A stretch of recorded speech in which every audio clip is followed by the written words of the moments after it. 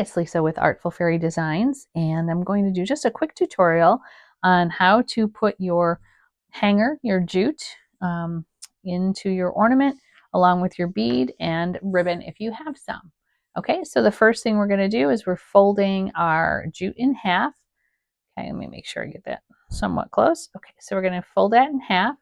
You're going to take this end over here that has the loop, and you're going to feed that right through the bead. If you find it's too tight, you can try to put a little piece of tape on it. I roll it sometimes to try to get it through there.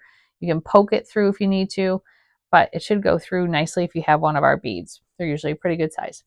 Okay, once you have that done, you're going to go ahead and take that same loop, and from the front of the ornament, push it through to the back. Well, there we go, push it through to the back. Okay, so now you'll have your loop in the back and you have the bead and the extra in the front. You just want to go ahead and put the bead right through there. Okay, put it right through the loop. And when you go to pull down, keep the bead above where the loop is. If you want to add ribbon, this is a great time to do it. You just go ahead and take your ribbon, slide it through that little space right there. Okay, wherever you want that, kind of center it. Okay, and we're just going to pull that and pull the bead down and pull that tight, just like that.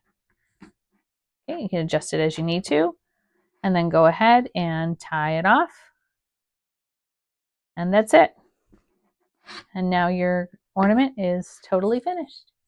Thanks so much, and please follow and share and ask any questions you need to down below.